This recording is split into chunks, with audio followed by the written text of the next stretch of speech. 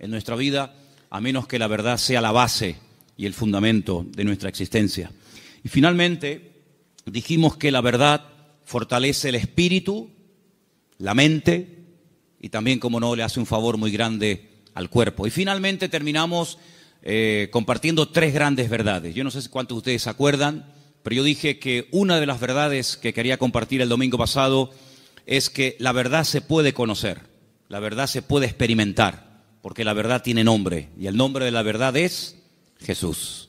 Jesús dijo: yo soy el camino, yo soy la verdad y yo soy la vida. Y si eso es verdad, y vimos que la segunda verdad es que Él volverá, y la tercera verdad dijimos que Dios no miente, basándonos en el texto del libro de Números, capítulo 23, verso 19. Dios no es hijo de hombre para que mienta. Lo que Dios ha prometido, y todo lo que Dios ha prometido es verdad, se va a cumplir. No es una especie de trampa, una especie de truco donde dice: bueno, te prometo esto, pero a la hora de la verdad no es verdad. No es así. Dios lo que promete, lo cumple, porque Dios es un Dios de verdad. ¿Cuántos dicen amén? Quiero llevarles al Salmo 139, porque en esta tarde vamos a compartir, vamos a meditar sobre tres verdades más. Y la primera está basada en el Salmo 139, a partir del versículo 7. Es un salmo muy, muy interesante, porque encontramos en él tres atributos que son única y exclusivamente de Dios. No son atributos ni características del ser humano. Estas tres cualidades o características solamente las tiene Dios. Y en este Salmo 139 aparecen estas tres. Hay salmos que aparece una, en otros salmos aparecen dos, pero en este casualmente, el Salmo 139, podemos encontrar la omnisciencia de Dios. Es decir, Dios todo lo sabe, todo lo conoce, pasado, presente, futuro, Dios lo sabe perfectamente. Y eso lo encontramos en este salmo. Encontramos la omnipresencia de Dios, es decir, Dios está en todas las partes al mismo tiempo. No significa que si está en un lugar se ausenta de otro, sino que la presencia de Dios lo abarca todo. Él está en todas partes, que no es lo mismo que decir en todas las cosas. Eso sería una aberración, decir que Dios está en las cosas. Dios está en todas partes, pero Dios no está en las cosas. Porque si estuviera en las cosas, pues creeríamos en el panteísmo, de tal manera que gente se puede acercar a Dios a través de una oración a un árbol, otros a una estrella, otros a la tierra, etcétera, etcétera. Dios está en todas partes, pero no significa que esté en las cosas, de una forma visible, ¿no? Y finalmente, la omnipotencia de Dios. Dios no tiene ningún tipo de limitaciones, ni de espacio, ni de tiempo. Por eso encontramos a Dios con una definición muy breve, pero muy profunda. Es la profundidad de la sencillez de Dios. Que Dios es espíritu. No lo limita el tiempo, no envejece, no caduca. La Biblia ha sido escrita en un lenguaje humano donde aparecen muchas figuras retóricas para explicar lo que Dios es y lo que Dios hace. Y hay una figura muy común en la Biblia que se llama antropomorfismos, y es utilizar elementos del cuerpo humano para hablar de aspectos o características de Dios. La Biblia dice o habla del brazo del Señor, sobre quién ha creído nuestro anuncio y sobre quién se ha manifestado el brazo del Señor. La Biblia habla de los ojos de Dios, la Biblia habla de la mano de Dios, pero son simplemente eso, antropomorfismos, es utilizar un lenguaje conocido, un lenguaje humano, ¿verdad?, distintas partes del cuerpo, para describir la naturaleza de Dios en la vida de su creación, en la vida de los seres humanos. Hemos oído a veces escuchar como que la naturaleza tiene el libre albedrío de hacer cuanto quiera, y no es verdad. Las leyes de la naturaleza las estableció Dios desde el principio de los tiempos. Fíjense qué curioso que todas las leyes que el hombre ha ido descubriendo con el paso del tiempo Son leyes que estaban ocultas a los ojos del hombre. El hombre no las ha inventado, simplemente las ha descubierto, ¿verdad? Pero son leyes que Dios estableció desde el principio de los tiempos. Y uno de los libros más profundos de la Biblia, que es el libro de Job, encontramos el peso de la tierra, encontramos los nombres de algunas constelaciones y estrellas, encontramos cómo el viento pesa, ¿verdad? Cosa que no se descubrió hasta muchos siglos después, y encontramos muchas cosas muy interesantes acerca de las leyes de la creación. Alguien dijo que lo creado es una manifestación de las ideas y de la voluntad de Dios hechas realidad, ¿vale? Dios hablaba y su palabra se materializaba. Poder que no transfirió al hombre, imagínense. Es un poder simplemente, o es un poder que solamente se limita a él. Dios habla y lo que Dios ordena se materializa, se cristaliza, ¿sí? Sea la luz o sea cualquier otro elemento. Ahora, en el Salmo 139 vemos estos tres atributos de Dios, repito, omnisciencia, omnipresencia y omnipotencia. Y a partir del versículo 7, el salmista se hace una serie de preguntas muy interesantes, pero las hace en forma de sorpresa. Aquí dice: ¿a dónde me iré de tu espíritu? ¿A dónde huiré de tu presencia? Si subiere a los cielos, allí estás tú. Si en el Seol hiciere mi estrado, he aquí, allí tú estás.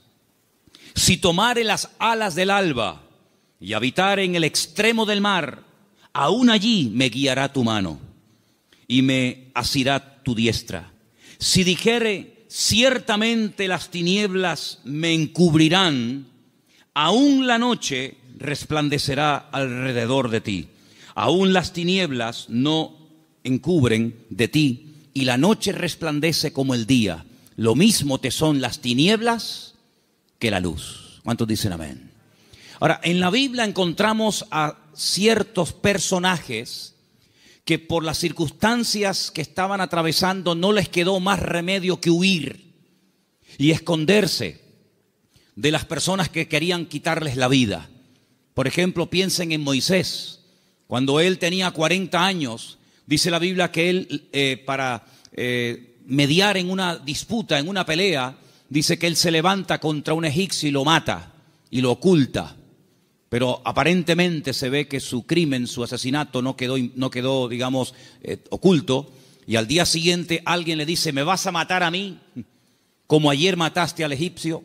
Y esto le produjo un pánico, le trajo un miedo tan grande a Moisés, que dice que tuvo que huir al desierto. Y se ve que no lo encontraron. Se ve que el faraón, que a lo mejor intentó encontrarlo, fue todo en vano, porque pasó 40 años en el desierto y la Biblia no dice en ningún momento que a Moisés lo localizaron y lo llevaron a Egipto y lo sentenciaron. Por lo tanto, supo huir y se escondió, pero tuvo que huir. Tenemos, por ejemplo, el caso de David. David es un joven que recibe el llamado de Dios, la unción, el respaldo de Dios siendo muy joven. El profeta Samuel derrama sobre él aquel cuerno lleno de aceite que tipificaba la unción que él tendría el día de mañana para ser el segundo rey de Israel. Y dice la Biblia que durante muchos años, David tuvo que huir y tuvo que escaparse y esconderse, porque Saúl estaba obsesionado con quitarle la vida. Y se ve que lo hizo bien, por supuesto, la bendición de Dios también estaba con él, porque Saúl nunca lo encontró, a pesar de que muchas veces estuvo muy cerca de echarle mano, incluso hasta de quitarle la vida. Así que vemos que hay hombres en la Biblia, seguramente hay otros, que tuvieron en momentos puntuales de la vida que huir. Pero lo que me llama la atención es que estas personas huían de hombres y fueron capaces de ocultarse de esos hombres, sea Faraón, sea Saúl, que querían quitarle la vida. Pero lo curioso es que en el primer libro de la Biblia, el libro del Génesis, el primer hombre intenta jugar al escondite con Dios. Porque dice la Biblia que cuando Adán peca, se esconde de Dios, como si Dios no supiera dónde está. Es decir, Adán está tratando a Dios como si fuera un hombre. Así como Saúl no pudo encontrar a David porque sabía dónde esconderse, Y así como Moisés se supo meter en el desierto y no lo encontraron, Abraham creía que se podía ocultar de Dios.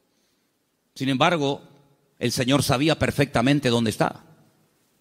Me llama la atención que cuando leemos el libro del profeta Jonás, en el capítulo 1, dice la Biblia que él recibe un llamamiento para ir a predicar a una tierra extranjera, a la capital del imperio de Asiria. La ciudad se llamaba Nínive, pero él no quería ir, porque él sabía que si la gente se exponía a la palabra y se arrepentían, Dios los iba a perdonar. Y como él no quería que Dios los perdonara, sino que los castigara y los destruyera, pues dice, no voy a predicarles. Y como no van a tener la opción de arrepentirse, pues que se mueran.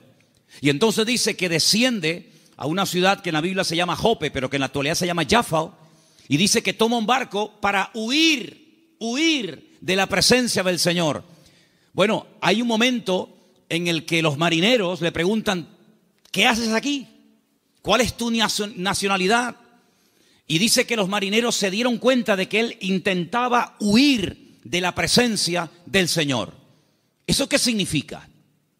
Bueno, en ese momento, y hasta siglos más tarde, se creía que Dios donde estaba y donde Dios vivía y moraba era en Jerusalén, en el templo que estaba en el monte Moriah. Y cuanto más lejos me alejara de Jerusalén, y si encima me monto en un barco y me voy mar adentro, pues es como que la presencia de Dios la dejo atrás y Dios pues no me encuentra. Yo estaba leyendo hoy justamente el libro de Jonás y hay una canción que nosotros cantamos en la iglesia, parte del Salmo 118, que dice, desde la angustia invoqué al Eterno y Él me oyó.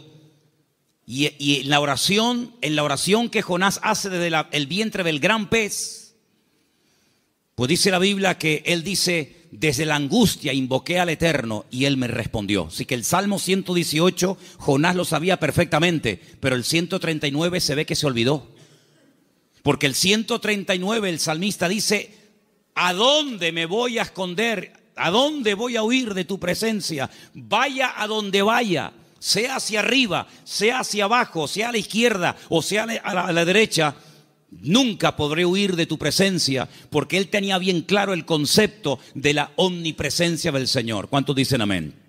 Ahora, esta gente huía en el sentido negativo, pero hermanos, esto nos tiene que producir un gozo y una alegría a todos y a cada uno de nosotros enorme, inmensa. ¿Sabéis por qué? Porque vayamos a donde vayamos, no importa las circunstancias en las que nos encontremos, la presencia del Señor siempre, siempre estará a nuestro lado. ¿Cuántos dicen amén? No importa si te encuentras en una cárcel, allí el Señor sabe que estás. ¿O acaso nos hemos olvidado de que una noche bien tarde Pablo y Silas cantaban, los presos les oían, pero no solamente los presos les oían, sino que el Señor en el cielo también les oía y dice que los liberó de una forma tremenda? ¿Cuántos dicen amén?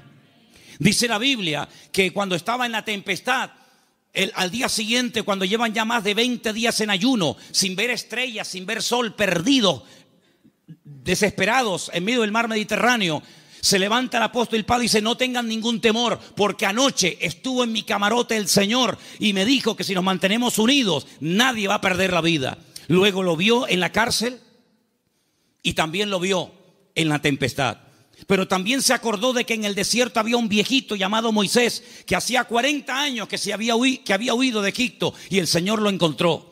Y el Señor sabía que en aquel pozo, aunque los hermanos se tapaban los oídos y no querían oír los gemidos y los gritos de José, la Biblia nos enseña que el Señor siempre estuvo con José en el pozo y posteriormente en la cárcel. No hay ni un solo lugar donde nosotros vayamos en esta vida donde el Señor no esté a nuestro lado, sino que incluso hay una promesa del Señor que nos dice, he aquí yo estoy con vosotros todos los días hasta el fin del mundo. Hoy estaba analizando, estaba echándome un rato la siesta y de repente, ¡pum!, me desperté como un resorte y me fui a mi oficina y empecé a escribir todo lo que me venía a la cabeza. Y fíjate, me venía a la cabeza cuando Elías, huyendo, otro que huye también, en este caso no de un rey, no de un faraón, sino de una mujer llamada Jezabel, la reina perversa, esposa de Acab, que quiere matarlo. Dice que salió corriendo, huyendo para que Jezabel no pudiera matarlo. Y dice que se mete dentro de una cueva Y entonces dice que de repente se produce un terremoto tremendo, tremendo, a tal punto que dice que las rocas se parten por la mitad. Pero dice, Dios no estaba en ese terremoto. Más adelante dice que viene un viento huracanado espectacular, tremendo, que lo arranca todo. Y dice, pero Dios no estaba allí tampoco. Y al final, después de muchos, cosas de la naturaleza, dice que viene un viento apacible. Y él reconoce que en esa calma y en esa quietud estaba el Señor. Y me venía a la mente el capítulo 37 de Ezequiel, cuando dice que el Señor le permite ver un valle lleno de huesos secos en gran manera. Y dice que no se levantaban ni producían ningún temor porque no estaba el Espíritu de Dios dentro de ellos. Si como la Biblia dedica tiempo a decir dónde Dios no está, pero también la Biblia dice dónde Dios sí está. Por ejemplo, también apuntaba todas las veces que ocurren tragedias y desgracias en la vida. A continuación añade la Escritura y dice, pero el Señor estaba con José. ¡Qué maravilla! Hermanos, saber que nuestro Dios está con nosotros todos los días, ¿no te produce una alegría y una tranquilidad de saber que pase lo que pase y venga lo que venga y digan lo que digan? Nuestro Dios está con nosotros porque es omnipresente. No hay que ir a un lugar específico a visitarlo, como durante siglos y generaciones tenían que hacer las 12 tribus de Israel, que 3 veces al año tenían que viajar cientos o miles de kilómetros para ir a Jerusalén a visitar y a celebrar la fiesta del Eterno, sino que el Señor ha prometido estar con nosotros en cualquier momento, en cualquier lugar, no importa si somos jóvenes, adolescentes, niños o ancianos, no importa si estamos en la iglesia, en la casa, en el trabajo, en un barco, en un avión, en un submarino, no importa. La presencia del Señor siempre estará a nuestro lado y eso significa que la protección del Señor siempre estará con nosotros. Esa es la primera verdad que quiero compartir con ustedes en esta tarde. Y si habéis prestado atención a la lectura, ¿cuál fue la lectura de hoy? ¿Cuál fue? Salmo 121. ¿Cómo empieza el Salmo 121? Alzaré mis ojos a los montes. ¿De dónde vendrá mi socorro? Ay, amigo, cuando tú estás donde empezaban los peregrinos que iban a Jerusalén a celebrar las fiestas, cuando tú te pones en el principio de ese camino, allí en lo alto, en Galilea, y ves un camino estrecho, rodeado de unas montañas gigantescas, y te explican que en esas montañas se ponían los ladrones y las bandas armadas para robarle las ofrendas y los diezmos que iban a llevar al templo a Jerusalén.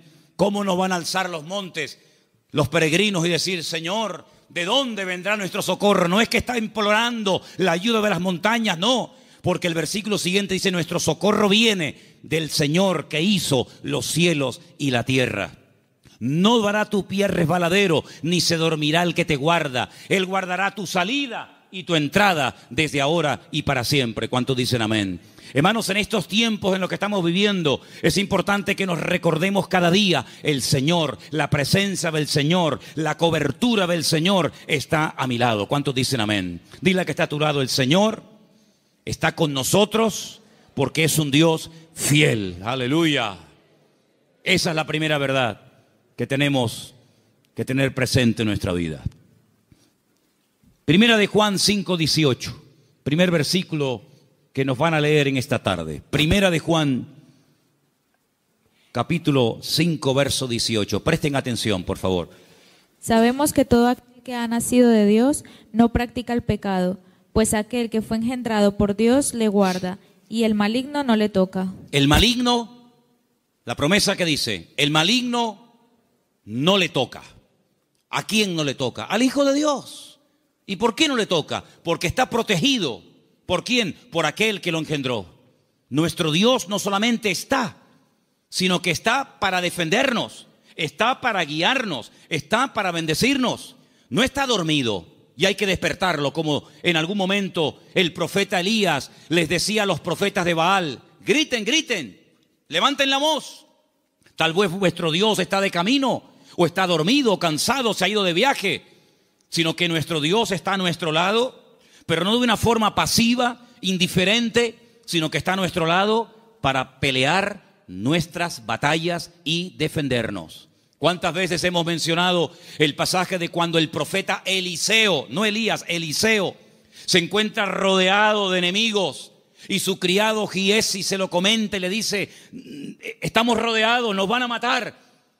Y el profeta Eliseo ora para que el Señor le abra los ojos espirituales a su criado incrédulo Giesi, porque le dice: más son los que están con nosotros que los que vienen contra nosotros. Y entonces él pudo ver por los ojos de la fe cómo la presencia del Señor estaba alrededor de aquella casa, y aquellos que venían a matarlos al final quedan ciegos y ellos los tienen que guiar hasta salir de la ciudad. Hermanos, ese es nuestro Dios, un Dios que ha prometido estar con nosotros todos los días. Estemos también nosotros con Él todos los días. ¿Cuántos dicen amén? Segunda y gran verdad que quiero compartir en esta tarde: el poder inmenso, ilimitado del nombre del Señor Jesucristo. Marcos capítulo 16, versículo 17 al 18. Presten atención, por favor. Y estas señales seguirán a los que creen. En mi nombre echarán fuera demonios, hablarán nuevas lenguas, tomarán en las manos serpientes, y si bebieren cosa mortífera no les hará daño. Sobre los enfermos pondrán sus manos y sanarán. Todo cuanto se menciona ahí con una connotación milagrosa, echar fuera demonios, hablar lenguas, orar por los enfermos, etcétera, etcétera, todo va precedido por el nombre de Cristo. En mi nombre, en mi nombre, en mi nombre. El Señor Jesucristo nos enseña en la palabra que cuando oramos los creyentes tenemos que orar en su nombre. Firme la oración. No oramos en nuestro nombre. No nos acercamos a Dios con nuestros méritos, sino que oramos en el nombre del Señor Jesucristo. Y en el libro de Filipenses, el capítulo 2, nos da una pincelada, una explicación del poder tremendo de ese nombre. Presten atención. Después de humillarse, después de despojarse de toda su gloria y dignidad, después de haberse hecho siervo y estando en la condición de hombre, se humilla hasta lo sumo y muere de una forma terrible, como era la muerte de cruz, y haciéndose obediente hasta la muerte. A continuación de eso dice: por lo cual Dios lo exaltó hasta lo sumo, a lo máximo, y le dio un nombre sobre todo nombre. Y ahora escucha versículo 10: para que en el nombre de Jesús se doble toda rodilla de los que están en los cielos, en la tierra y debajo de la tierra, y toda lengua confiese que Jesucristo es el Señor, para gloria de Dios Padre.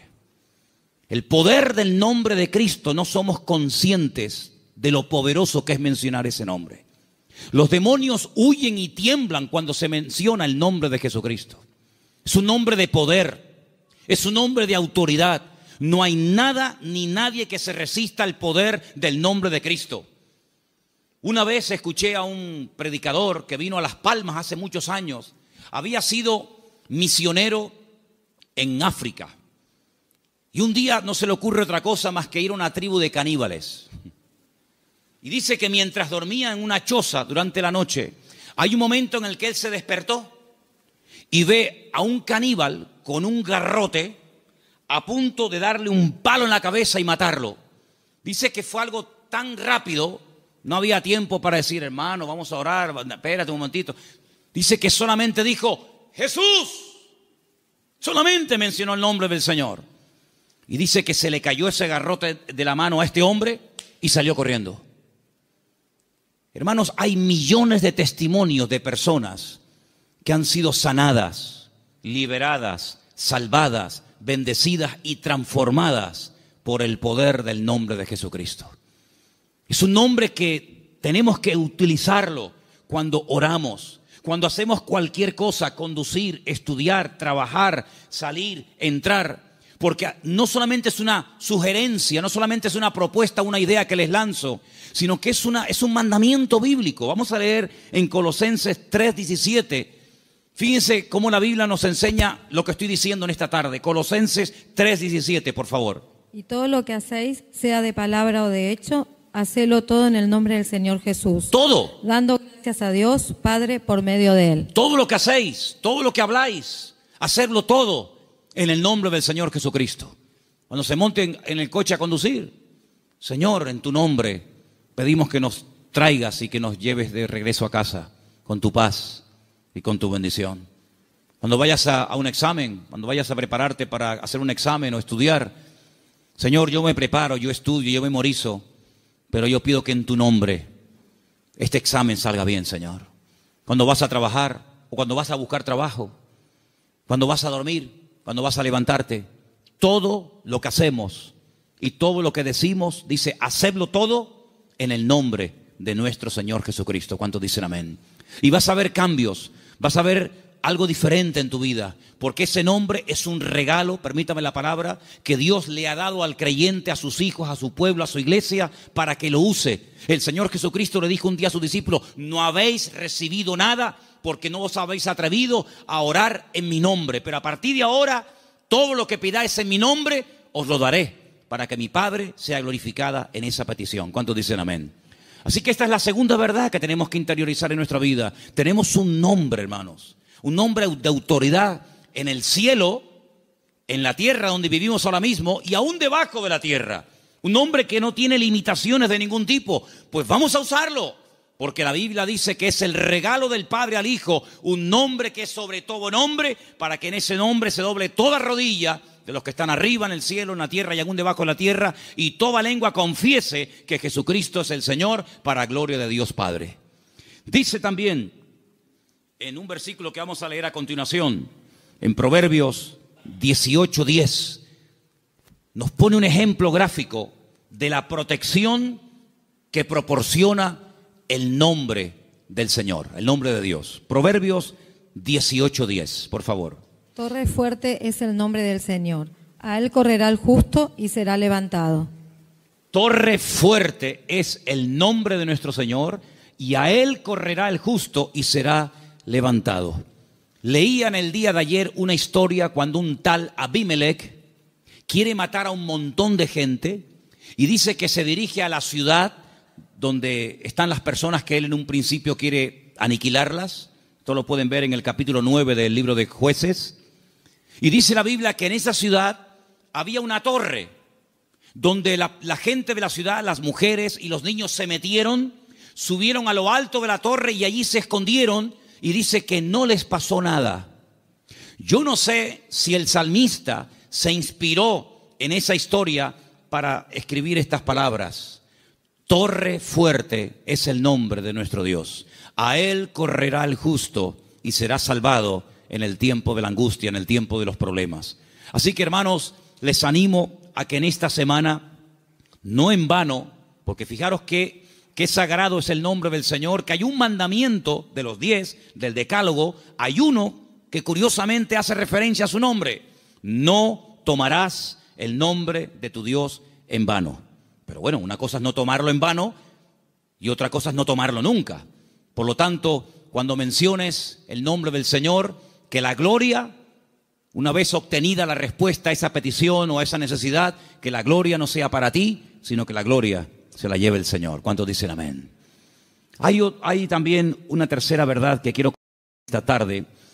Y para los que no estuvieron, el otro día aquí en la iglesia, el día jueves, en la carta de Pablo a Tito, una carta pequeñita que está por ahí, por el Nuevo Testamento, ustedes la tienen también, no les quepa la menor duda.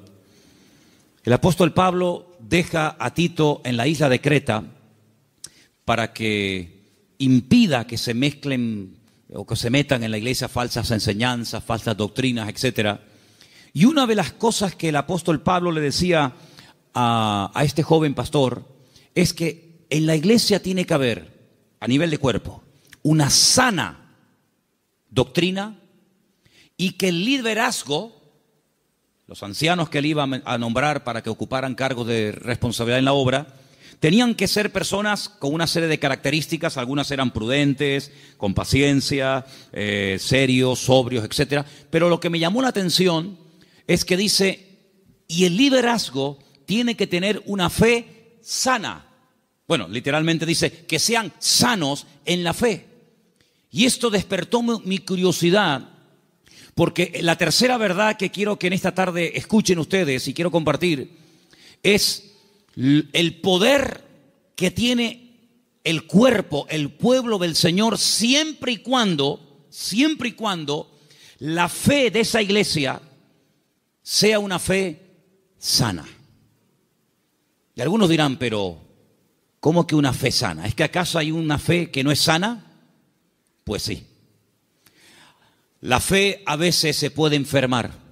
De hecho, vimos el jueves, repasamos un poco, que hay un momento puntual en el ministerio del Señor Jesucristo en el que algunos discípulos vienen y le dicen, Señor, nos ha pasado algo y queremos contártelo.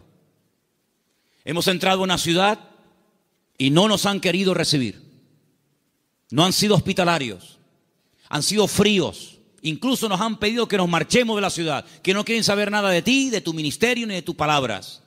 Y le dicen ellos al Señor, y uno de ellos era nada más y nada menos que Juan. ¿Quién lo diría? Señor, ¿quieres que oremos para que caiga fuego del cielo y los destruya a todos? Oye, qué fe, ¿eh?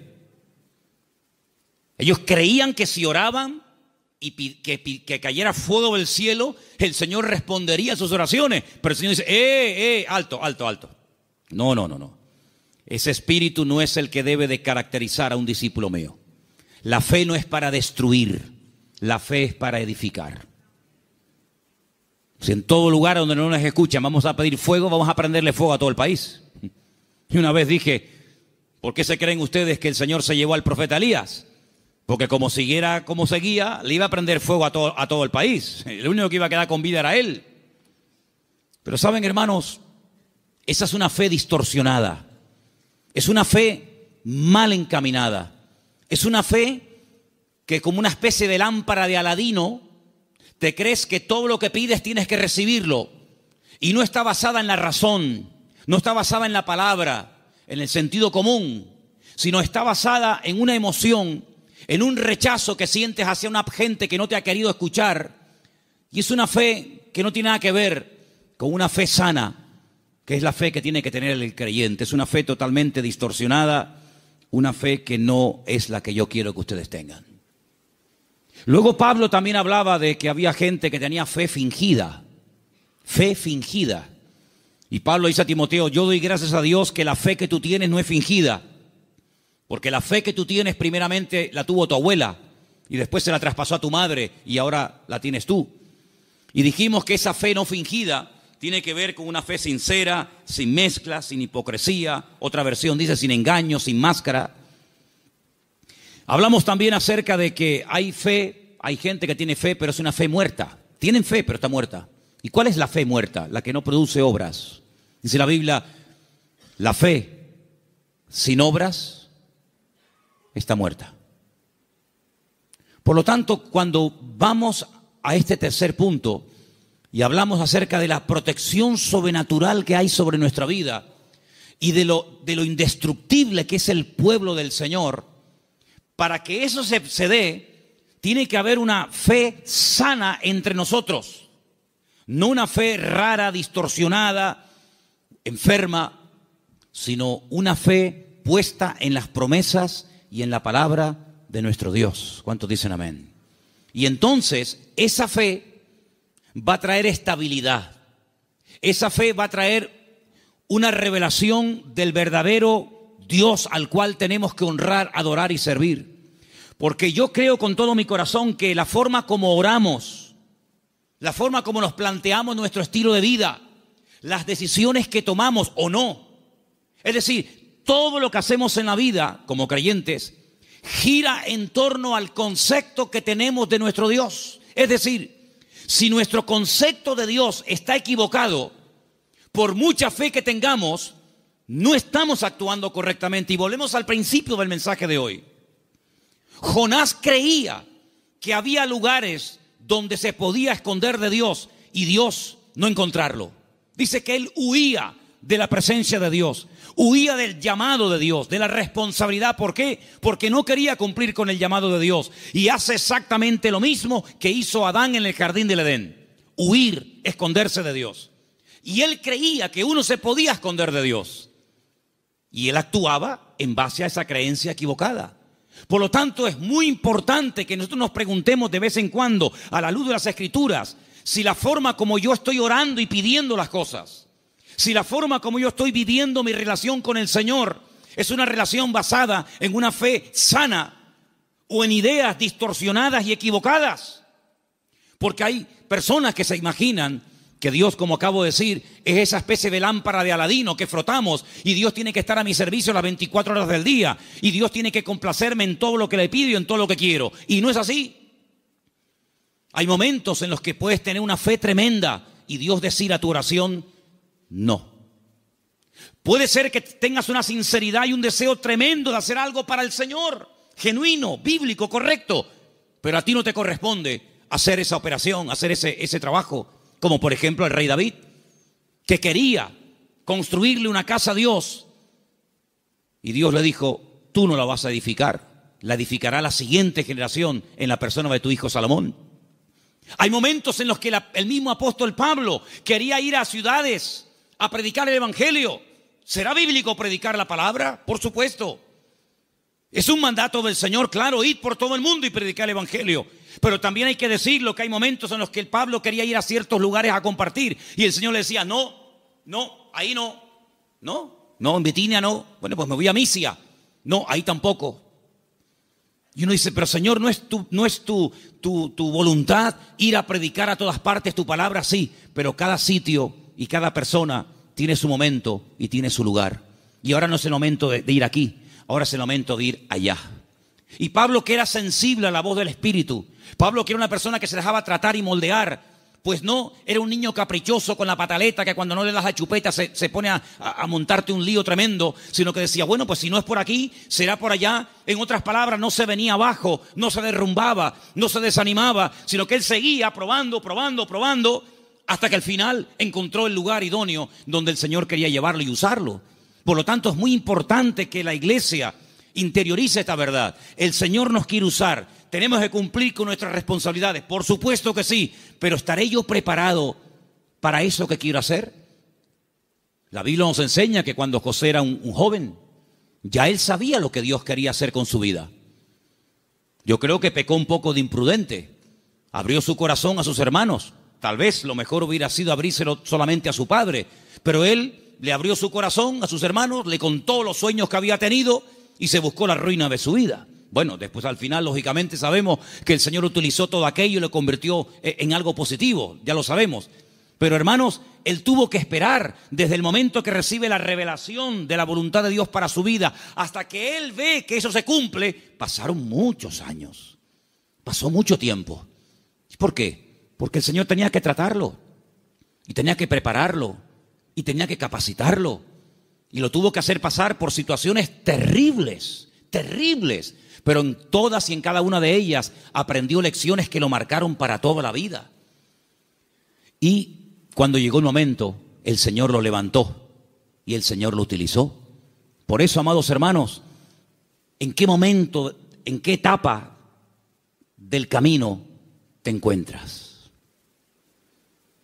Sin embargo, cuando le escribe el apóstol Pablo a Timoteo, le dice: Timoteo, Dios no nos ha dado espíritu de cobardía. Probablemente estaba pasando por un momento de temor frente a semejante responsabilidad. Pablo dice: Dios no nos ha dado espíritu de cobardía y no te tienes por qué avergonzar de mis cadenas. Cuando te pregunten dónde está tu apóstol Pablo, dónde está el fundador de la iglesia, no te avergüences de mis cadenas, da testimonio de ellas. Y te recuerdo que tienes que cumplir con tu ministerio. Y te recuerdo que tienes que predicar la palabra a tiempo y fuera de tiempo. Y te recuerdo que tienes que cuidar tu salud. Y te recuerdo que no le des lugar a los comentarios de la gente que te menosprecian por la edad que tienes, etcétera, etcétera, etcétera. En otras palabras, ¿por qué le exige que sufra? Sufre, pelea, predica, con ganas y sin ganas, a tiempo y fuera de tiempo. ¿Por qué? Porque sabe que está en una etapa de la vida en la que a él se le puede exigir, pero a otras personas Pablo no les exigía tanto. ¿Por qué? Porque no habían llegado al nivel y a la madurez que Pablo entendía que Timoteo ya tenía. Por lo tanto, en base a tu conocimiento, en base a tu madurez, en base al desarrollo que tú tienes en el Señor, se te exigirá más o se te exigirá menos. Pero todo creyente que forme parte del cuerpo de Cristo, el cual llamamos iglesia, tiene que asumir las responsabilidades que le corresponda. Y yo, por ejemplo, en esta tarde, tengo aquí una pequeña lista de cosas en las cuales todos sí podemos, a pesar de que lleven poco tiempo o mucho tiempo, todos sí podemos cumplir con ellas. Por ejemplo, con la puntualidad. Yo doy gracias al Señor de que en esta iglesia, salvo raras excepciones, siempre se empiezan los cultos a su hora. ¿Sí o no? Ah, ¿no? ¿Dicen que no? Ah. Hemos estado en algunas iglesias donde el culto se ha empezado media hora tarde. Y durante la predicación aún sigue entrando gente. Y decirnos a algunos miembros de la iglesia, en esta iglesia siempre ha sido así. Es imposible empezar un día a tiempo.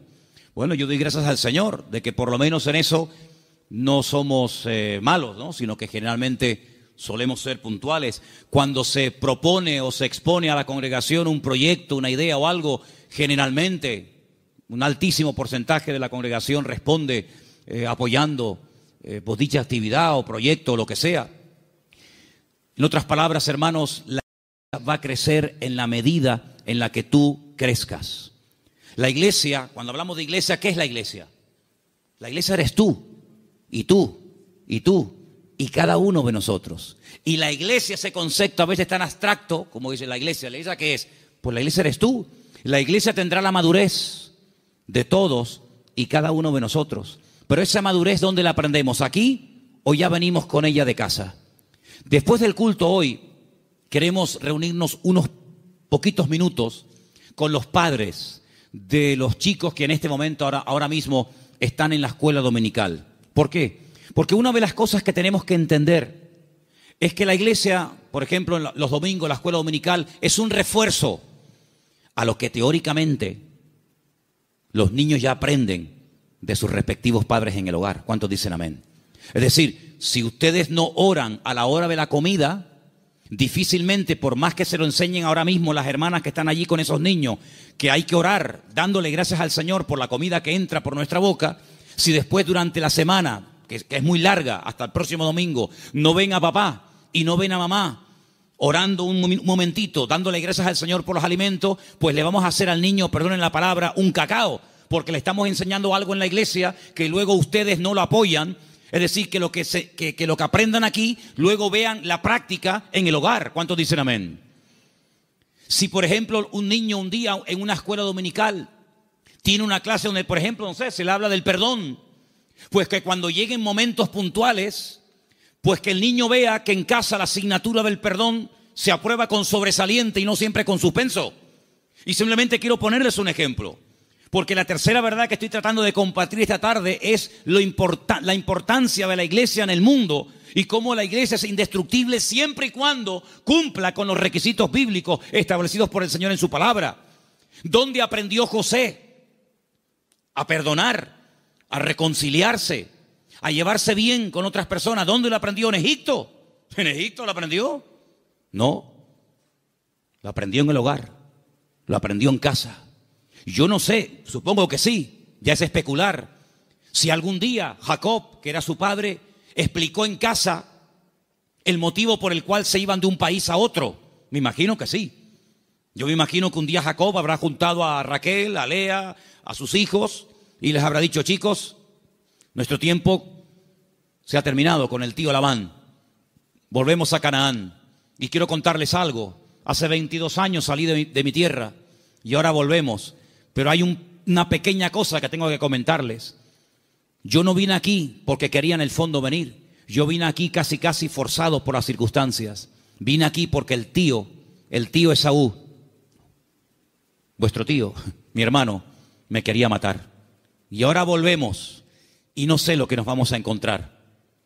La Biblia dice que él toma una serie de medidas muy particulares, por cierto. Fue haciendo diferentes grupos a las que menos amaba o con las que menos tenía, no sé, feeling, las fue poniendo por delante y él lógicamente se quedó atrás, con la que él realmente quería y con sus hijos. y le llega la noticia de que el tío Esaú viene con 400 hombres armados hasta los dientes. Y entonces él se va a la montaña a orar. Y es allí cuando tiene un encuentro con el Señor que lo cambió para toda la vida. Y es allí donde pelea con un ángel. Y dice la Biblia que allí donde Dios le cambia el nombre de Jacob por Israel.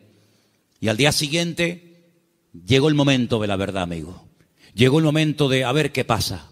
O se acaba todo o empieza todo. Y allí se va José con su padre, con sus hermanos. Y allí dice la Biblia que Jacob y Esaú se abrazaron, se perdonaron, se reconciliaron y todo se solucionó. Y allí estaba José. La primera vez en su vida que veía al tito Esaú. La primera vez en su vida que veía algo tan impactante que sin lugar a dudas lo marcó. Porque esa reconciliación entre el tío y su papá lo marcó de tal manera que años más tarde, cuando él es vendido por sus propios hermanos, cuando él se da a conocer a ellos y les revela su identidad y les dice yo soy José, no tiene ni la más mínima gota de rencor, de remordimiento en su corazón, porque él aprendió de una forma objetiva lo que era el perdón y la reconciliación en su familia. ¿Y qué es lo que hace? Él después proyecta en los demás lo que en el hogar aprendió de una forma práctica. Por eso, amados hermanos, es muy importante que lo que ustedes aprenden en los cultos, lo que los niños aprenden en la escuela dominical, luego durante la semana se van a presentar muchas oportunidades para orar, para pedir perdón, para saber cómo reaccionar ante una situación. Y entonces ahí es donde tenemos que trabajar en equipo. Porque la iglesia que entiende que no somos solamente iglesia cuando nos reunimos aquí en Garcilaso de la Vega, número 13, y cuando apagamos la luz y arrancamos los coches y cada uno se va a su casa, dejamos de ser iglesia. No, seguimos siendo iglesia. Seguimos siendo iglesia. No en un lugar físico como este. La iglesia ahora se divide para multiplicar. La iglesia que se divide dentro es una ruina. Pero la iglesia que fuera, cuando termina el culto, se divide y se lleva la bendición de Dios, se divide, entre comillas, para después multiplicar y para extender la luz del evangelio fuera. ¿Cuántos dicen amén? Por eso es muy importante que nosotros nos preguntemos y nos analicemos de vez en cuando cómo va el nivel de nuestra fe. Quiero ponerles un pequeño ejemplo de la Biblia, donde dice la palabra que un padre desesperado, un padre con un problema con un hijo que nada ni nadie puede solucionar, fue un día con toda la fe y con toda la sinceridad del mundo a pedir ayuda al Señor, pero el Señor no estaba. La Biblia dice que el Señor había pasado la noche en oración con 3 de sus discípulos en la montaña. Pero bueno, ya que estoy aquí, aprovecho para que por lo menos los discípulos del Maestro oren por mi hijo, y fue un fracaso. No resultó. La palabra dice que cuando el Señor baja de la montaña, este padre va al Señor por fin y le dice, he traído mi hijo a tus discípulos y no han podido hacer absolutamente nada. Si tú puedes hacer algo, increíble. Y el Señor le dice, si tú puedes creer más bien. Y es cuando pide ayuda, Señor, ayuda a mi incredulidad. Menguó en la fe. En unas horas la fe pasó de creer que mi hijo tiene remedio a decir, si puedes hacer algo. Eso no es una fe sana. La fe sana es la que aguanta la prueba. La fe sana es la que se extiende. La fe sana es la que sabe reaccionar cuando dice el Señor no. Porque cuando dice el Señor sí, la fe se amolda y se adapta muy bien. Pero cuando el Señor dice no, es donde verdaderamente se prueba la fe. Por eso dije el jueves, y quiero volver a repetirlo porque para mí fue algo muy importante, y es que una fe que no va acompañada de paciencia se convierte en tormento. Por eso hay gente que dice, yo he orado, y como tú dices, Manolo, en el nombre de Cristo, y tengo fe, y lo creo, y además creo que es bíblico lo que estoy pidiendo, pero Dios no me responde. Pero es que la fe sin paciencia se puede llegar a convertir en un tormento. Por eso una fe sana es la fe que va acompañada de paciencia. Y de ahí que el salmista diga, y volvemos a mensajes de la semana pasada, encomienda al Señor tu camino, confía en Él y Él hará cuando lo crea oportuno. ¿Cuántos dicen amén? Por eso la iglesia, claro que es indestructible. Hay promesas que las puertas del infierno no prevalecerán contra el pueblo de Dios. Pero siempre y cuando el pueblo de Dios se mantenga alineado y siempre y cuando el pueblo del Señor tenga ese mismo sentir. Permítame llevarles al libro de Filipenses, por favor. En la carta del apóstol Pablo a los Filipenses, y mientras la buscan, decirles, amados hermanos, que esta carta se escribió desde la cárcel en Roma. En el capítulo 4 de la carta de Pablo a los Filipenses, ustedes van a encontrar que el apóstol Pablo está hablando de gozo, de regocijarse. Y uno dice, pero ¿cómo es posible que en semejantes circunstancias el apóstol Pablo escriba una carta cuya palabra más repetitiva es la palabra gozo y alegría? Bueno, pues porque el gozo del creyente, la estabilidad del creyente, no depende de si está en libertad o privado de libertad, sino depende de una fe sana depositada en los brazos del Señor. Pero en medio de la carta, cuando él está explayándose, dando unas explicaciones extraordinarias sobre todo esto, llegamos al versículo 2, Filipenses 4:2, donde él hace un ruego, una tarea que les pongo: escriban en un papel todas las veces que Pablo le rogó a alguien algo. No lo hace mucho,